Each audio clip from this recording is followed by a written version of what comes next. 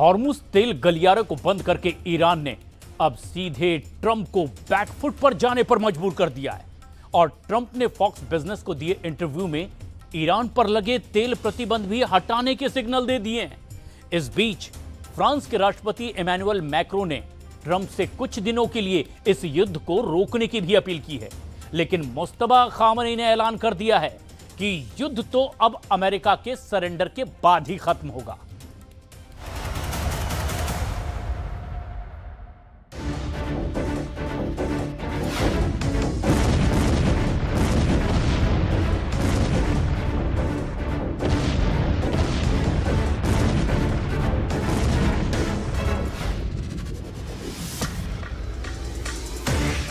Straight of Hormuz दुनिया का सबसे अहम तेल गलियारा। हर दिन लाखों बैरल कच्चा तेल और एलएनजी इसी रास्ते से एशिया, यूरोप और अमेरिका तक पहुंचता है। यही वजह है कि इस संकरे समुद्री गलियारे की अहमियत सिर्फ भौगोलिक नहीं बल्कि रणनीतिक भी है। ईरान की तटरेखा इस स्ट्रेट के उत्तरी हिस्से को कवर करती है, जिससे उसे नेचुरल कंट्रोल मिलता है।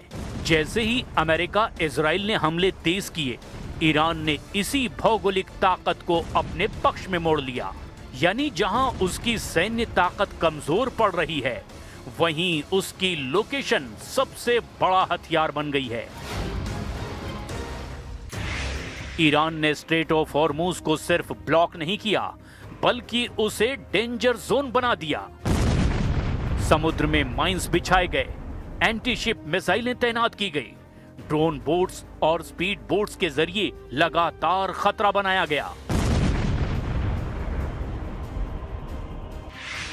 हर गुजरते जहाज को अब रिस्क का सामना करना पड़ रहा है। नतीजा, अंतर्राष्ट्रीय शिपिंग कंपनियां पीछे हटने लगी हैं। बीमा प्रीमियम आसमान छू गया है और कई टैंकरों ने रास्ता बदल दिया है।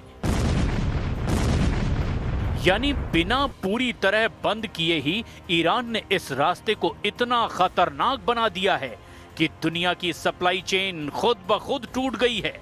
यहीं से शुरू होता है असली खेल, इकोनॉमिक वॉरफेयर। जैसे ही हॉर्मुज पर खतरा बढ़ा, ग्लोबल ऑयल मार्केट में उथल-पुथल मच गई। कीमतें तेजी से बढ़ी और दुनिया की बड़ी अर्थव्यवस्थाएं दबाव में आ गई। ईरान जानता है वो सीधे अमेरिका से सैन्य मुकाबले में कमजोर है, लेकिन तेल की कीमतों के जरिए वो पूरी दुनिया को प्रभावित कर सकता है। यही वजह है कि उसने इस स्ट्रेट को एक इकोनॉमिक लीवर में बदल दिया है।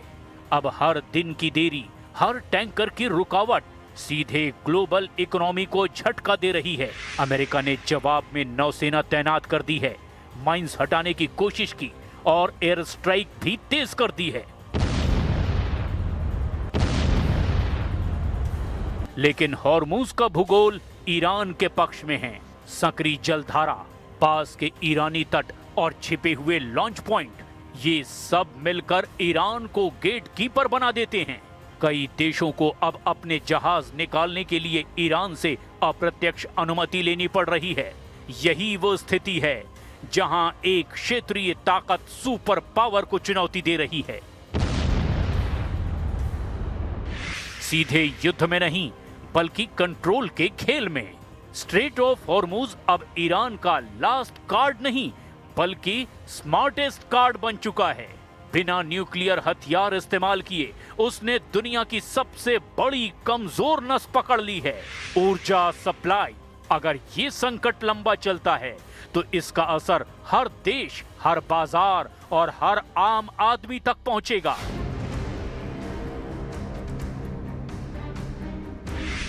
महंगाई बढ़ेगी, सप्लाई चेन टूटेगी और वैश्विक मंदी का खतरा और गहराएगा। ईरान ने अपनी भौगोलिक स्थिति को हथियार बनाकर इस जंग में एक नया मोर्चा खोल दिया है, जो शायद सबसे ज्यादा खतरनाक है। क्योंकि जैसे जैसे तेल की कीमतें बढ़ेंगी, हाहाकार और मचेगा। ईरान ने कच्चे तेल को $200 प्रति बैरल के पार ले जाने की धमकी दे रखी है। इसीलिए अमेरिका सहयोगियों से अपील कर रहा है कि हॉर्मुज से बारूदी सुरंग हटाने के लिए सभी देश एकजुट होकर ईरान पर हमला करें। लेकिन जवाब में नेटो और यूरोपीय देशों ने ट्रंप को सीधे नो कह दिया है। ब्रिटेन, फ्रांस और जर्मनी जैसे देशों ने साफ कह दिया है, ये हमारा युद्ध नहीं है। अमेरिका ने जिस सैन्य गठबंधन को बनाया, जो उसके इशारे पर चलता रहा, उसने भी ईरान युद्ध में साथ देने से मना कर दिया है। इससे बढ़ के ट्रंप ने नेटो को भी फटकार लगाई है। He's lucky I exist. That's all I can say. Because if you're going to allow countries that are sick and demented, and they are demented, to have nuclear weapons, everybody in the whole world should be very thankful. And I'm disappointed in NATO, very disappointed. I'm disappointed in a couple of other countries too. But they should be very thankful that this group of people feels the way we do. Because if a country like Iran was allowed to have the power of a nuclear weapon, if we didn't stop them, I stopped them twice. I stopped them my first term when I terminated the Iran nuclear deal, which was Barack Obama's deal. It was one of the, maybe the worst deal I've ever seen. It gave everything to Iran, including billions of dollars in green cash. I don't mean cash, I mean green cash flown over by airplanes. I can't to this day believe that was allowed to happen.